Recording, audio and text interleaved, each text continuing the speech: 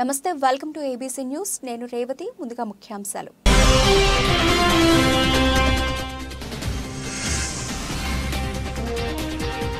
శెట్టిబలిజ గౌడ ఆత్మీయ సమ్మేళనంలో మంత్రి చెల్లిపోయిన ఎంపీ భరత్ రాజమండ్రి లోక్సభ కోఆర్డినేటర్ డాక్టర్ గూడూరు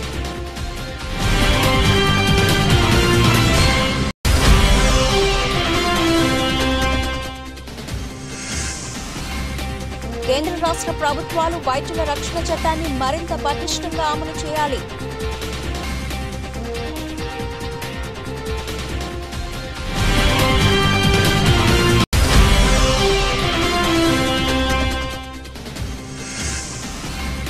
ప్రతి ఒక్కరూ ఇందిరమ్మ అభయం పథకంలో చేరండి. కాంగ్రెస్ కార్యాలయంలో ఘనంగా లోగో ఆవిష్కరణ.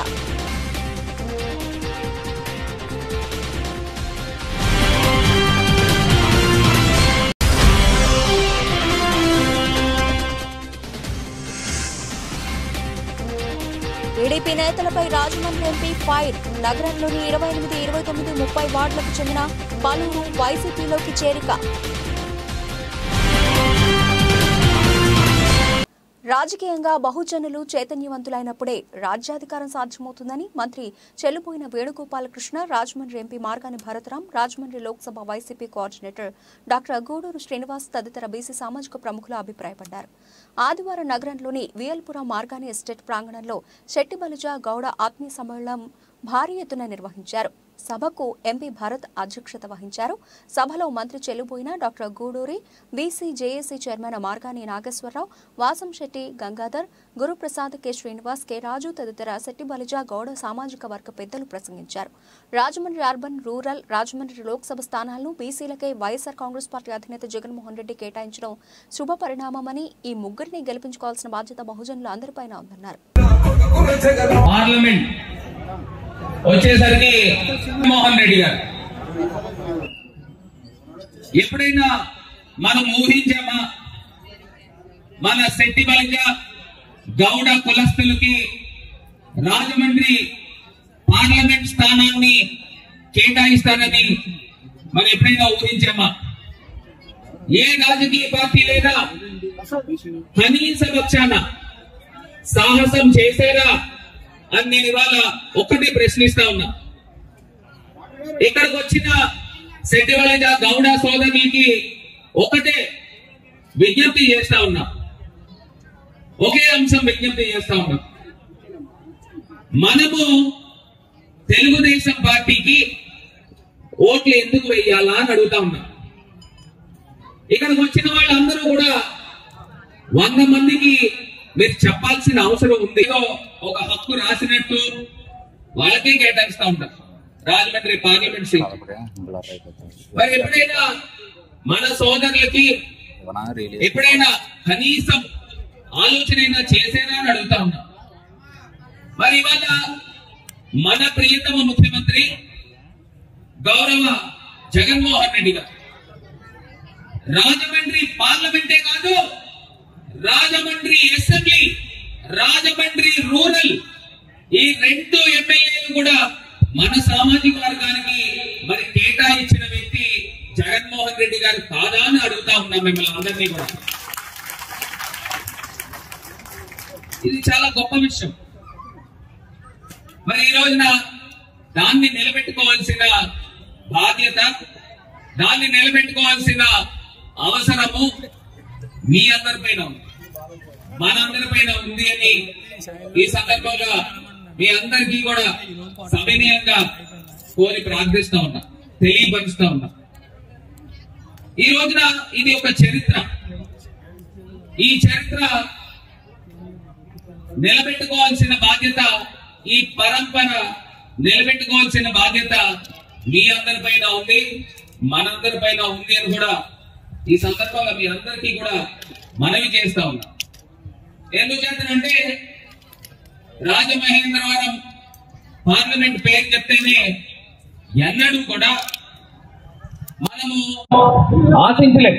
ఎందుకంటే బడుగు బలహీన వర్గాలు టికెట్ ఆశించాలన్నా, బడుగు బలహీన వర్గాలు ఆ టికెట్ అడగాలన్నా ఏదో చంద్రబాబు నాయుడు గారు నేను చెప్తా ఉన్నా ఒక దొంగలు చూసినట్టు చూసేవాడు.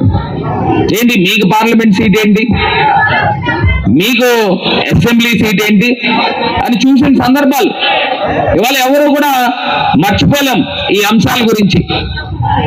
మరి ఈ రోజున ఇక్కడ విచ్చేసిన మన సోదరులందరికీ కూడా, సోదరీమణులందరికీ కూడా మరి వాళ్ళు తెలియపరుస్తా ఉన్నా, ఇది మన బాధ్యత. దీన్ని నిలబెట్టుకోవాల్సిన అవసరము, ఆవశ్యకత మనందరిపైన ఉంది అని కూడా ఈ సందర్భంగా తెలియపరుస్తూ, మరి ఈ రోజున దీని గురించి మనం అందరం కూడా విస్తృతంగా దీని గురించి చర్చ చేయాల్సిన అవసరం మన పైన ఉంది. మన పైన పూర్తి స్థాయి బాధ్యత ఉంది అని మీ అందరికీ కూడా మరి తెలియపరుస్తూ, ఈ రోజున ఈ కార్యక్రమానికి మన ఎంపీ అభ్యర్థి అయిన డాక్టర్ గూడూరి శ్రీనివాస్ గారు, అదేవిధంగా బీసీ జేఏసీ చైర్మన్ అయిన మా తండ్రి గారు. కేంద్ర రాష్ట్ర ప్రభుత్వాలు వైద్యుల రక్షణ చట్టాన్ని మరింత పటిష్టంగా అమలు చేయాలని ఇండియన్ మెడికల్ అసోసియేషన్ రాష్ట్ర అధ్యక్షుడు డాక్టర్ కేసీ నాయుడు కోరారు. అంతర్జాతీయ మహిళా దినోత్సవాన్ని పురస్కరించుకుని రాజమహేంద్రవరంలో జరిగిన కార్యక్రమానికి ఆయన హాజరయ్యారు. ఈ సందర్భంగా మాట్లాడుతూ, రోగికి వైద్యుడికి మధ్య సత్సంబంధాలు నిత్యం ఉండాలని, అలా లేకుంటే సమాజంపై చెడు ప్రభావం పడుతుందన్నారు. దేశవ్యాప్తంగా వైద్యులపై దాడులు పెరిగిపోవడం వల్ల వారికి స్వేచ్ఛగా వైద్యం అందించే వాతావరణం లేదన్నారు. దీనివల్ల అత్యవసర పరిస్థితుల్లో చికిత్స చేసే వైద్యులు తగ్గిపోతున్నారన్నారు. ప్రైవేటు వైద్యులంతా విలువలతో కూడిన వైద్య సేవలు అందించాలన్నారు. ప్రైవేటు ఆసుపత్రుల రిజిస్ట్రేషన్లు, రెన్యువల్స్ కు సంబంధించి ప్రభుత్వ నిబంధనలు సవరించాలని డిమాండ్ చేశారు. ఆసుపత్రులకు సంబంధించి 5 ఏళ్లకు ఒకసారి రెన్యువల్ ప్రక్రియ పెట్టాలని సూచించారు. ఆసుపత్రులు, క్లినిక్లు, నర్సింగ్ హోంలకు వేర్వేరుగా సులభంగా రిజిస్ట్రేషన్లు చేసుకునే అవకాశం కల్పిస్తే రోగులకు మేలు జరుగుతుందన్నారు. వైద్యుల సమస్యల పరిష్కారానికి ఒక ఎమ్మెల్సీ పదవిని ఇవ్వాలని కోరారు. కార్యక్రమంలో ఐఎంఏ మహిళా విభాగం రాష్ట్ర అధ్యక్షురాలు డాక్టర్ హేమలత, రాజమహేంద్రవరం శాఖ అధ్యక్షుడు డాక్టర్ గురుప్రసాద్, గైనకాలజికల్ సొసైటీ అధ్యక్షురాలు డాక్టర్ అరుణ, ఐఎంఏ కార్యదర్శి డాక్టర్ పి విజయభాస్కర్ తదితరులు పాల్గొన్నారు. డెఫినెట్ గా ఇది బిజినెస్, ఎందుకంటే ఎథికల్ ప్రాక్టీస్ మీరు చెప్పడానికి తప్ప అక్కడ ప్రాక్టికల్ గా జరగదు. స్టార్ట్ చేశారు, కానీ ఆ రిజిస్ట్రేషన్ ప్రాసెస్ ఎలా అయిందంటే, ఈరోజు మాకు డాక్టర్స్కి ఎలా అయిందంటే, ఈవో రకరకాల రూల్స్ అండ్ రెగ్యులేషన్స్, రోజు రోజుకి మాకు ప్రాక్టీస్ కన్నా ఈ రూల్స్ రెగ్యులేషన్స్ మీద ఎక్కువ మాకు టైం అంతా చాలా ఎక్కువ కేటాయించి వస్తుంది. తద్వారా ఏమవుతుంది, పేషెంట్లకు సర్వీసెస్ ఇవ్వడంలో కూడా కొంత జాప్యం జరుగుతుంది. కాబట్టి ప్రభుత్వం ఈ రూల్స్ అండ్ రెగ్యులేషన్స్ మినిమైజ్ చేయాలి. అలాగే సింగిల్ విండో రిజిస్ట్రేషన్, అంటే 5 సంవత్సరాలకు ఒకసారి రెన్యువల్, వాట్ ఎవర్ మీకు ఏం కావాలో అవన్నీ సబ్మిట్ చేస్తారు, డాక్టర్లు సబ్మిట్ చేస్తారు. డెఫినెట్గా ఆ 4.5 years వాళ్ళు రెస్ట్ ఆఫ్ 4.5 years చాలా ప్రాక్టీస్ చేసుకోవచ్చు. కాబట్టి సింగిల్ విండో రిజిస్ట్రేషన్ అనేది ఎవ్రీ 5 yearsకి ఒకసారి మా డిమాండ్, ప్రధాన డిమాండ్. అలాగే ఫైర్ నామ్స్ కానీ, పొల్యూషన్ కానీ, ఇవన్నీ కూడా చాలా, అంటే అన్నిటికీ కేటగరైజ్ చేయాలి. క్లినిక్స్కి అయితే అలాగా 20 beds అయితే అలాగా, 50 beds అయితే అలాగా, 100 beds కేటగరైజ్ చేసి కొంచెం చిన్న నర్సింగ్ హోమ్స్ని, క్లినిక్స్ని కూడా మనం సర్వైవ్ చేసుకుంటే కొంచెం మిడిల్ క్లాస్, లో క్లాస్ ఫ్యామిలీ, పూర్ పేషెంట్స్ కూడా మనం ఎక్కువ సర్వీసెస్ ఇవ్వడానికి అవకాశం ఉంటుంది. అలాగే మేము డాక్టర్స్ అంటే ఇప్పుడు మనం ఏమైనా గవర్నమెంట్తో డీల్ చేయాలన్నా చాలా కష్టంగా ఉంది మాకు, అంటే వాళ్ళ అపాయింట్మెంట్స్ కానీ. కాబట్టి ఒక లైజన్, అంటే డాక్టర్స్ ఎమ్మెల్సీ, టీచర్స్ ఎమ్మెల్సీ లాగే ఒక డాక్టర్స్ ఎమ్మెల్సీ పెడితే డెఫినెట్గా ఆయన ఓన్లీ డాక్టర్స్ ప్రాబ్లమ్సే గవర్నమెంట్తో లైజన్ చేస్తాడు. కొంచెం ఆ ప్రాబ్లమ్స్ సాల్వ్ అవ్వడానికి ఇంకొంచెం అవకాశం ఉంటుందని మేము నమ్ముతున్నాం. కాబట్టి డాక్టర్స్ ఎమ్మెల్సీ కూడా మా డిమాండ్స్లో ఒకటి. ఇక భవిష్యత్తులో మేము ఆల్రెడీ గవర్నమెంట్కి ఎన్నోసార్లు చెప్పాం మా డిమాండ్స్ మీద స్పందించమని. కాబట్టి మేమందరం కూడా ఇంతకుముందు అంటే మెడికల్ ఫ్రెటర్నిటీ అంటే దేశవ్యాప్తంగా కూడా మేమందరం మెడికల్ స్టూడెంట్ నెట్వర్క్ని స్టార్ట్ చేసాం, అంటే మెడికోస్ని, జూనియర్ డాక్టర్స్ నెట్వర్క్ స్టార్ట్ చేసాం, జేడీఎన్ అని. అలాగే గవర్నమెంట్ డాక్టర్స్, ప్రైవేట్ డాక్టర్స్ అందరం కూడా ఒకే ప్లాట్ఫామ్కి వస్తున్నాం. భవిష్యత్తులో మేమంతా ఒక స్ట్రాంగ్ యూనియన్గా ఫామ్ అవుతున్నాం. ఆల్రెడీ విజయవాడలో మొన్న స్టార్ట్ చేసాం కూడా, ప్రారంభించాం కూడా. ఈ మొత్తం అన్ని సిస్టమ్, అన్ని అసోసియేషన్లు కూడా జాయింట్ యాక్షన్ కమిటీ ఫామ్ చేసాం. కాబట్టి ఇక నుంచి డెఫినెట్గా, అంటే ఇవన్నీ ఏంటంటే ప్రజలకు మంచి సర్వీస్ అందాలంటే డెఫినెట్గా మమ్మల్ని కొంచెం స్వేచ్ఛాదేవ వాతావరణం కల్పించాలని మేము ప్రభుత్వాన్ని అడుగుతున్నాం. కాబట్టి ఇందులో ఎక్కువ ప్రజలకు మేలు చేసే విధానం కోసం ఈ డిమాండ్స్ని అడుగుతున్నాం. కాబట్టి మీ మీడియా మిత్రులు అందరూ అర్థం చేసుకొని ఈ డిమాండ్స్ని వీళ్ళంటి వరకు గవర్నమెంట్ తెలియజేస్తారు, మీ ద్వారా తెలియజేస్తారని కోరుకుంటూ నాకు ఈ అవకాశం ఉంటుంది. నకిలీ డాక్టర్ అనేది మేము చేసిన యుద్ధం మీకు ఎవరికి తెలియదు, అది ఇంటర్నల్ పబ్లిక్ తెలియాలి కదండి. పబ్లిక్ తెలియాల్సిన అవసరం లేదు. మరి వాడి నకిలీ డాక్టర్ అని తెలుస్తుంది. ఐఎంఏ దాకా అతను నకిలీ డాక్టర్ ఐడెంటిఫై చేసింది ఐఎంఏనే. అతని మీద యుద్ధం చేసింది ఐఎంఏనే. కలెక్టర్ దగ్గరికి పట్టుకెళ్ళింది మళ్ళీ కంటిన్యూ చేస్తున్న విషయం. కలెక్టర్ దగ్గరికి అతను జైలుకి వెళ్ళింది కరెక్టే. అతను బయటకు వచ్చాక అతని పేరు మీద హాస్పిటల్ పెట్టాడండి. ఇప్పుడు చేస్తున్నారు ఆయన. హాస్పిటల్ అతని పేరు మీద లేదు. ఆయన పేరు మీద లేకపోతే దీని గురించి నేను ఒక విషయం చెప్తాను మీకు. ఈ రోజున హాస్పిటల్ స్టార్ట్ చేయాలంటే డాక్టర్ అక్కర్లేదు. ఒక డాక్టర్ సర్టిఫికేట్ ఇస్తే చాలు. ఈ రోజు రాజమండ్రిలో కనీసం 80 హాస్పిటల్స్ డాక్టర్ల చేత రన్ చేయబడట్లేదు. ఈ 80 హాస్పిటల్స్ లో ఉన్న పేషెంట్స్ మా దగ్గర ఉన్న ఎమర్జెన్సీ హాస్పిటల్స్ కంటే ఎక్కువ ఉంటున్నారు. వాళ్ళు చేసే కార్యక్రమాలన్నీ మా మీద పడతాయి. స్మీర్ క్యాంపెయిన్. అక్కడ మీరు ఎవరిని బ్లేమ్ చేస్తారు? ప్రతి హాస్పిటల్ పేరు డాక్టర్ పేరు చెప్తారు. కానీ అక్కడ జరుగుతుంది ఏంటి? ఒక డాక్టర్ ఎవరితో సర్టిఫికేట్ తెచ్చుకుంటున్నారు వాళ్ళు. రాజమండ్రి వాళ్ళు కాదు. ఇప్పుడు మీరు చెప్పిన హాస్పిటల్ సర్టిఫికేట్ గుంటూరు అతను పిడుగురాలలో ఉన్నాడు. ఆ డాక్టర్ అతని పేరు మీద స్టార్ట్ చేశాడు. అతని మీద నాకంటే ఎక్కువ మీ వెనకాల నుంచి అశోక్ ఫైట్ చేశాడు మొన్న ఈ మధ్య. కెరసనల్ డబ్బా పుచ్చుకుని ఈనాడు ఆఫీస్కి వెళ్ళి నించున్నాడు అతను. జరిగింది కదా అది. అతను ఈ రోజు వెళ్ళిపోయాడు కరెక్టే ఊరి నుంచి. కానీ అతను ఎలా వచ్చాడు బయటికి? అతను 302 సెక్షన్ కింద జైలుకి వెళ్ళాడు. 3 months జైల్లో ఉన్నాడు. బెయిల్ మీద బయటకు వచ్చాడు. తన పేరు మీద హాస్పిటల్ పెట్టలే యాక్షన్ తీసుకోవడానికి. ఒకటి. రెండు ఈ వెనకాల బోర్డు శక్తులు ఉంటాయి. ఈ శక్తులన్నింటినీ ఫేస్ చేయాల్సింది నేను.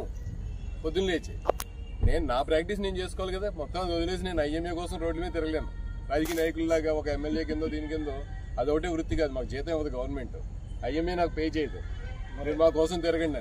నేను నా పొట్ట కోసం నేను పని చేసుకుంటూ ఆంధ్రీ పోస్ట్ పొట్ట కోసం పని చేసుకుంటూ ఐఎంఏ కోసం కొంత పని చేయగలిగాను. సొసైటీ కోసం కొంత పని చేయగలిగాను. దానికోసం మేము కష్టపడుతాం తప్ప 24 గంటలు వెళ్తాం మేము యుద్ధం చేయలేం ప్రతి నకిలీ డాక్టర్. ఎందుకంటే మాకు మెజిస్టీరియల్ పవర్స్ కానీ పోలీస్ పవర్స్ కానీ మాకు లేవు. అఫీషియల్ పవర్స్ కూడా లేవు. మాకు లైజేషన్ పవర్ ఉంది. అట్లీస్ట్ ఏంటంటే ఒక డాక్టర్ కింద వెళ్ళి సార్ మేడం నేను ఇక్కడి నుంచి వచ్చాను ఫలానా ఐఎంఏ ప్రెసిడెంట్ ని రాజమండ్రిలో, నాకు ఈ అవకాశం ఇవ్వండి అని అడగలను. అంతకు మించి రాష్ట్రంలో కాంగ్రెస్ పార్టీ అధికారంలోకి వచ్చిన వెంటనే ఇంద్రమ్మ అభయం పథకం అమలు చేయడానికి మేనిఫెస్టోలో పెట్టినట్టు నగర కాంగ్రెస్ అధ్యక్షుడు పిసిసి సభ్యుడు రాజమహేంద్రవరం రూరల్ ఇన్ఛార్జ్ బాలేపల్లి మురళీధర్ వెల్లడించారు. స్థానిక కృష్ణానగర్లో ఉన్న కాంగ్రెస్ పార్టీ కార్యాలయంలో శనివారం సాయంత్రం జరిగిన అత్యవసర సమావేశంలో ఇంద్రమ్మ అభయం లోగో ఆవిష్కరణ కార్యక్రమాన్ని నిర్వహించారు. రాష్ట్రంలో పేదరికంలో ఉన్న ప్రతి కుటుంబానికి నెలకు 5,000 రూపాయల చొప్పున ఇచ్చేందుకు ఈ పథకం ద్వారా రూపకల్పన చేయడం జరిగిందన్నారు. పేద మధ్యతరగతి ప్రజల ఆర్థిక స్థితిగతులు పెరుగుతున్న ధరల ఒత్తిడి నుంచి ఉపశమనం కల్పించేందుకు కాంగ్రెస్ అధిష్టానం ఈ పథకాన్ని అందుబాటులోకి తెస్తోందన్నారు. కాంగ్రెస్ పార్టీ నాయకులు వాలంటీర్లు ప్రతి ఇంటికి వెళ్లి ఈ పథకానికి సంబంధించిన యాప్ను వారి మొబైల్ ఫోన్లో ఇన్స్టాల్ చేసి పథకంలో చేరేలా ప్రోత్సహించడం జరుగుతుందన్నారు. ఇన్స్టాల్ చేసిన తర్వాత ఏపీసీసీ అధ్యక్షురాలు షర్మిలారెడ్డి సందేశం వినిపిస్తుందన్నారు. కాంగ్రెస్ పార్టీ నాయకత్వం, కాంగ్రెస్ పార్టీ జిందాబాద్, కాంగ్రెస్ పార్టీ జిందాబాద్, కాంగ్రెస్ పార్టీ జిందాబాద్, కాంగ్రెస్ పార్టీ నాయకత్వం.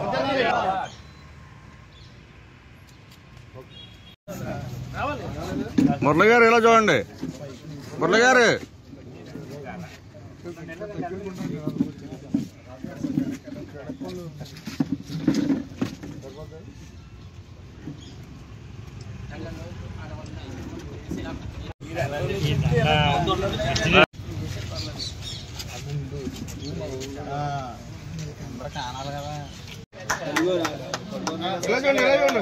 ఇలా చూడండి.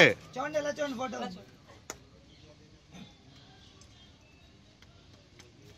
ఇది వీడియో కెమెరా అండి, ఫోటో కెమెరా.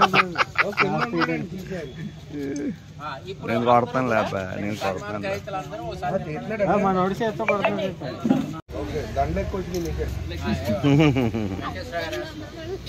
ఇంపార్టెంట్ మా ఫ్రెండ్ ఆయన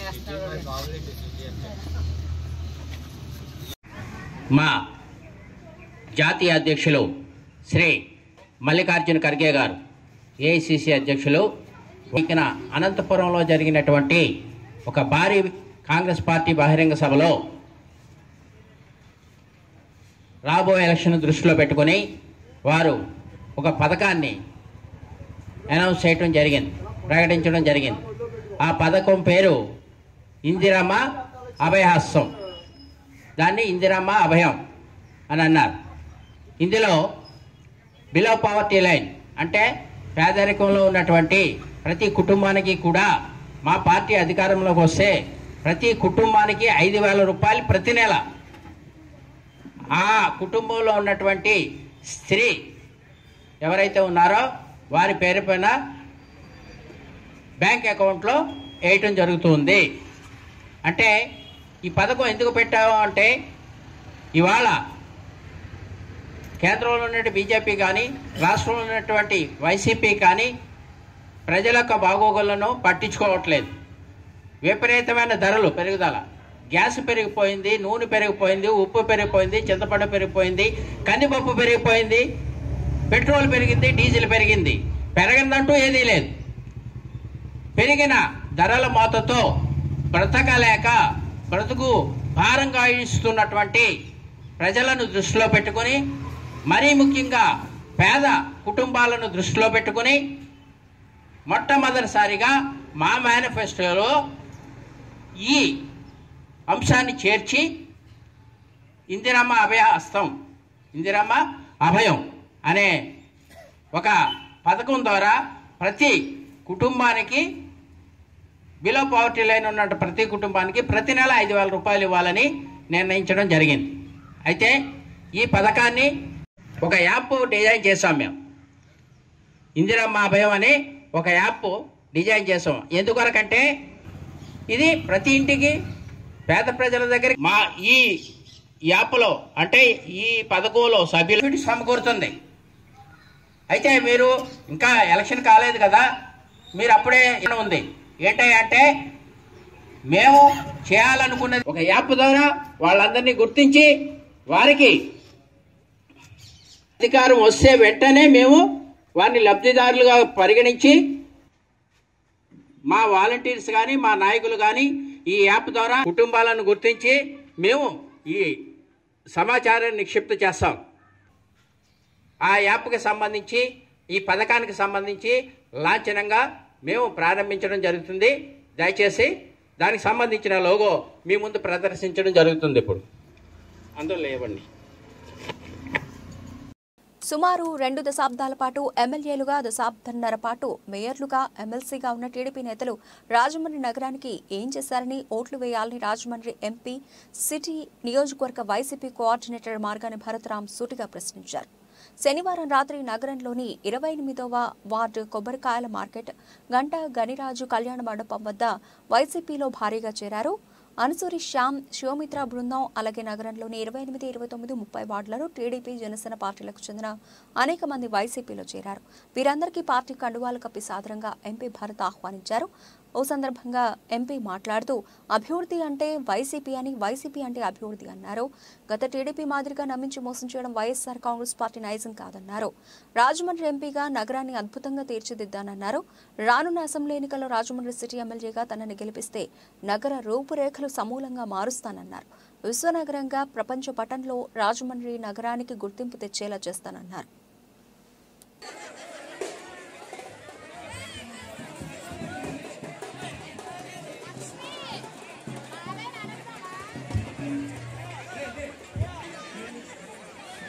జ్ఞానేందర్ రెడ్డి,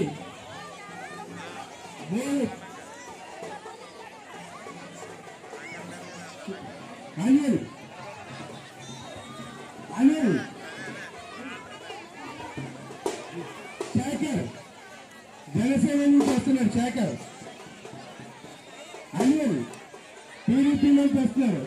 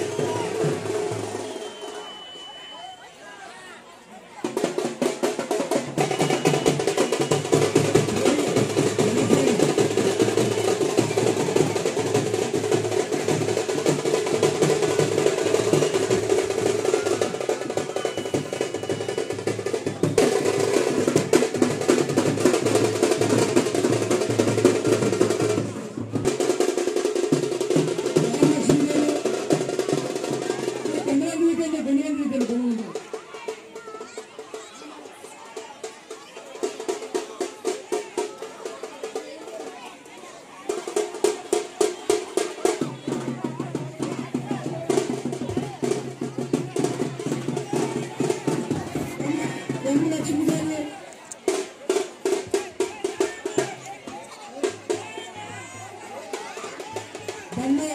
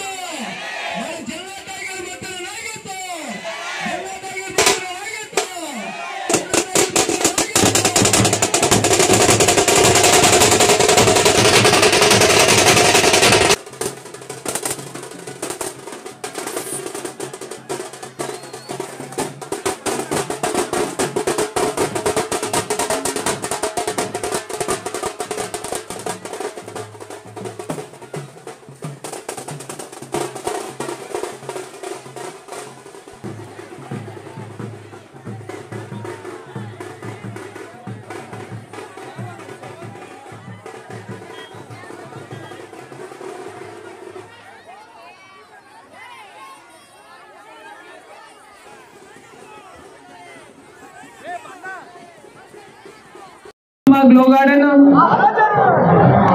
లాలా చెరువు దగ్గర నుంచి క్వారీకి వెళ్తుంటే గ్లో గార్డెన్. మరి ఇవాళ ఇవన్నీ కూడా రాజమండ్రికి ఉన్నాయి. గతంలో తెలుగుదేశం టైంలో 5 సంవత్సరాల క్రితం పండక్కి చుట్టాలు వస్తే ఎక్కడ తీసుకెళ్లేవారు? ఎక్కడికి తీసుకెళ్లేవారు? ఏమ్మా ఎక్కడ తీసుకెళ్లేవారు? గోదావరి గట్టుగా. ఇంకేమన్నా ఉందా? కవ్వూరు కూడా గోదావరి గట్టు ఉంది, రాజమండ్రికి కాదు.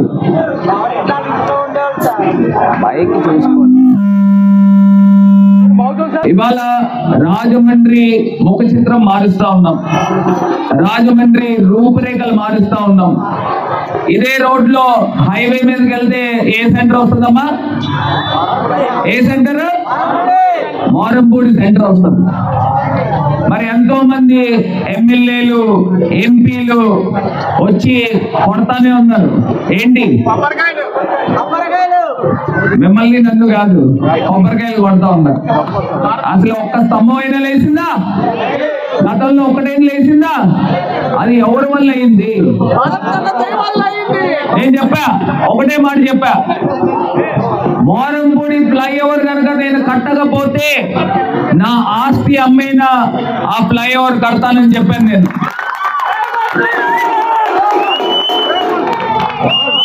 ఇవాళ మారంపూడి ఫ్లైఓవర్ వచ్చే నెలకల్లా దానిపై నుంచి లారీలు బస్సులు అన్ని కూడా పంపించే కార్యక్రమం చేస్తాం. ఇదే మారంపూడి ఫ్లైఓవర్ దగ్గర 100 మంది చనిపోయారమ్మా, 100 మంది చనిపోయారు.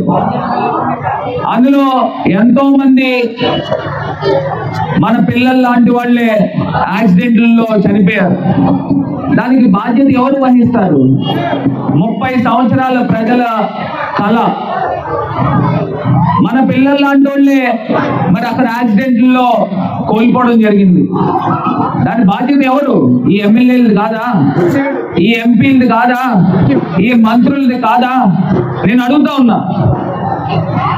మీకు తెలుసా, మారంపూడి ఫ్లైఓవర్ లో 100 మంది చనిపోయారు. మరి ఇన్ని సంవత్సరాలు ఈ ఎమ్మెల్యేలకి ఓట్లు ఎందుకు వేశారో అని అడుగుతా ఉన్నా.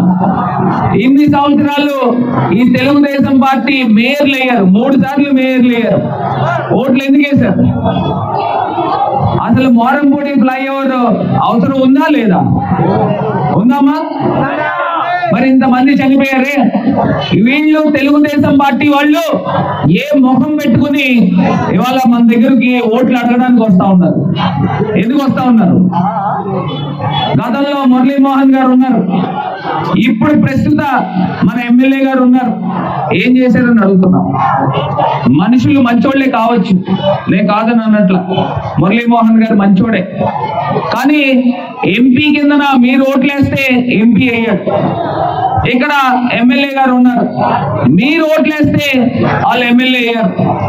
ఆ పదవికి న్యాయం చేశారా అని అడుగుతా ఉన్నా. చేశారా? చేస్తే ఇలా చెప్పండి, లేకపోతే ఇలా చెప్పండి. చేశారా? మరి ఓట్లు ఎందుకు వేయాలమ్మా? ఎందుకు వేయాలి? నేను పదవికి ఎంతైనా న్యాయం చేశానా? ఎంతైనా చేశానా?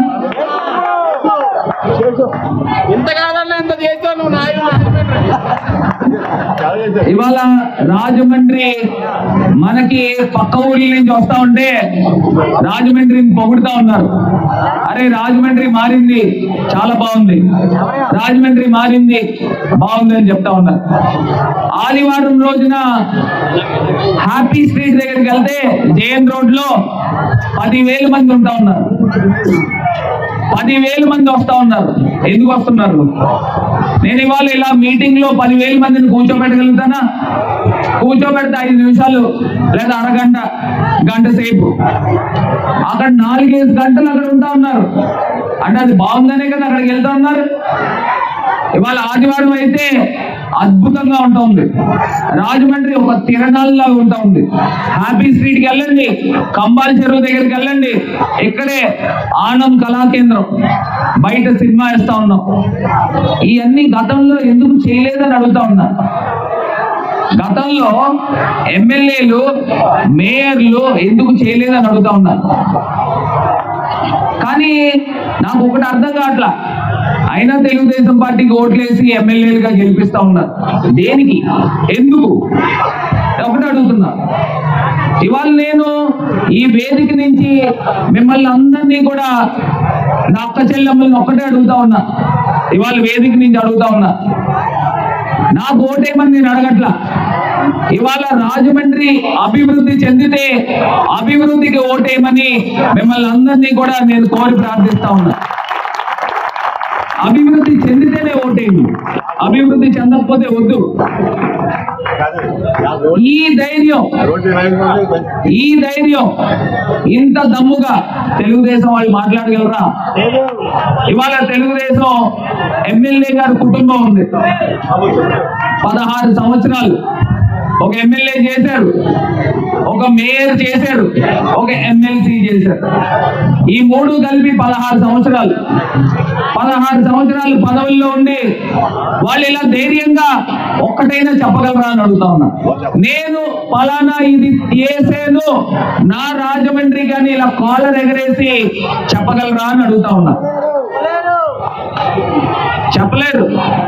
మరి వాళ్ళు చెప్పలేని వాళ్ళకి మళ్ళీ ఆ కుటుంబం నుంచి మళ్ళీ ఇంకొకటి తయారయ్యాడు. ఇంకొకటి తయారయ్యి నాకు ఓటేయండి, ఆదిరెడ్డి అంటే అభయం అంట. ఏంటో అభయం? వడ్డీ వ్యాపారాలు చేయడానికి అభయమా? చిట్లు వ్యాపారం చేసుకోవడానికి అభయమా? దేనికి అభయం అని అడుగుతా ఉన్నా. ఏం చేశారని అభయం అని అడుగుతా ఉన్నా. 16 సంవత్సరాలు అయిపోయింది, ఇంకొక 5 సంవత్సరాలు ఎమ్మెల్యేగా అవకాశం. బులెటిన్ ముగించే ముందు హెడ్లైన్స్ మరోసారి.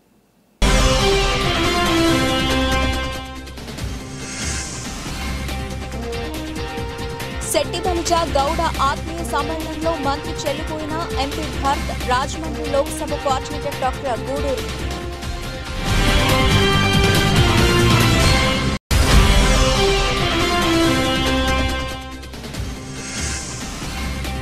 కేంద్ర రాష్ట్ర ప్రభుత్వాలు వైద్యుల రక్షణ చట్టాన్ని మరింత పటిష్టంగా అమలు చేయాలి.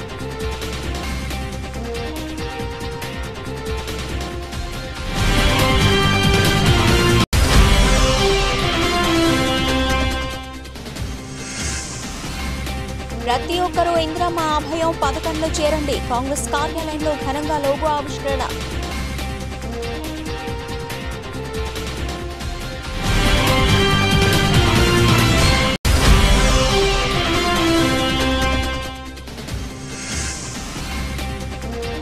టీడీపీ నేతలపై రాజమండ్రి ఎంపీ ఫైర్. నగరంలోని 28, 29, 30 వార్డులకు చెందిన పలువురు వైసీపీలోకి చేరిక. ఇవి ఇప్పటివరకు నబిల్చిన అప్డేట్స్. మరిన్ని అప్డేట్స్తో మళ్ళీ కలుద్దాం. అంతవరకు సెలవు. నమస్తే.